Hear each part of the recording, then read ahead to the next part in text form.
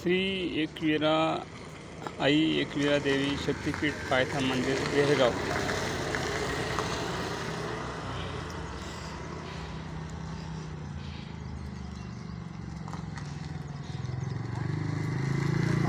हे मंदिराच्या पायथ्यापासून काही अंतरावरती अशा प्रकारे रस्त्याची दुरवस्था झाली असून मोठमोठे खड्डे पडलेले आहेत। वाहन चालकाला गाडी चालवणं कठीण होत आहे।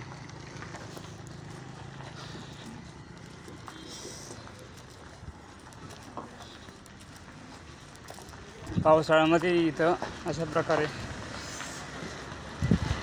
खड्डे पडले असून त्यामध्ये पाणी साचलेलं आपल्याला पाहायला मिळतं।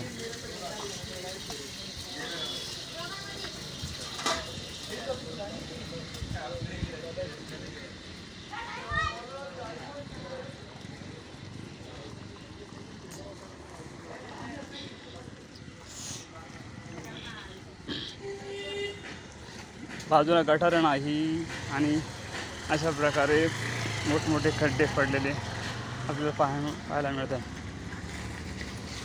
चिखल झालेला आहे।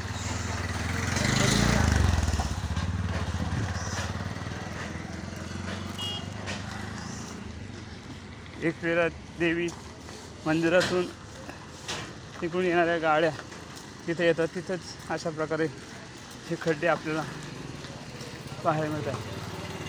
हो रामकृष्ण हरी, कसं आहे रस्त्याची अवस्था कशी आली?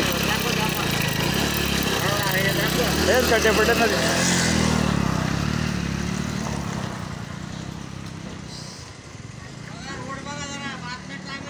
हो बोला तुम्ही जरा।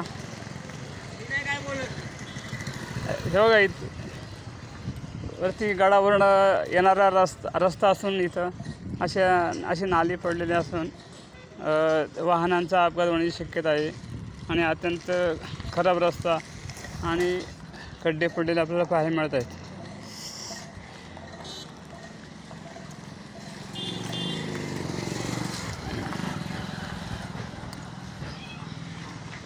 इथे बाजूला गटारे नसल्यामुळं पाणी रस्त्यावरून वाहत आहे आणि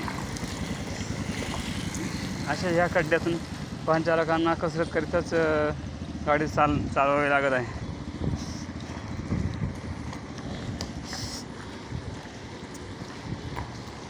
अशा प्रकारे खूपच खोल खड्डे पडलेले आपल्याला पाहायला मिळतात।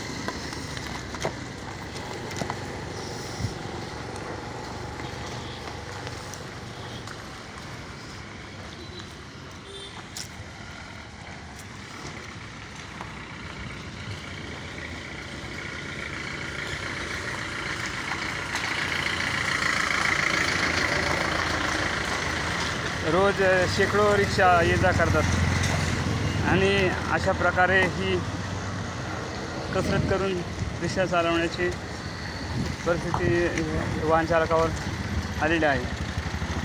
कुठून वाहन चालवावं असं यांना प्रश्न पडतो।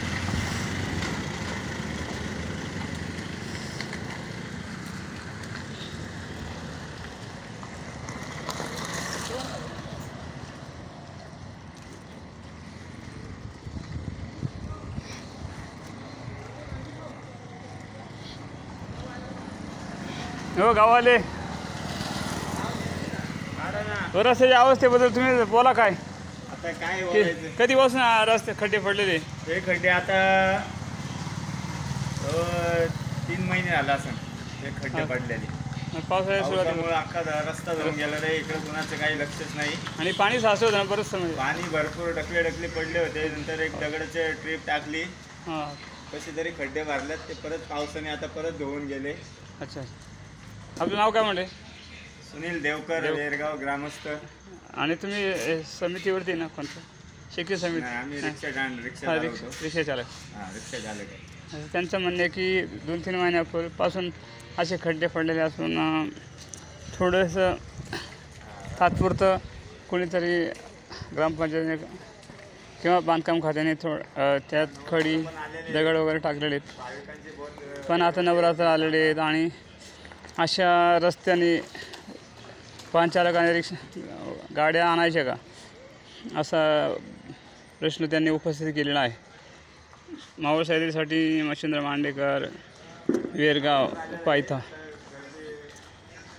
कारला एकविरा देवी, गड पायथा.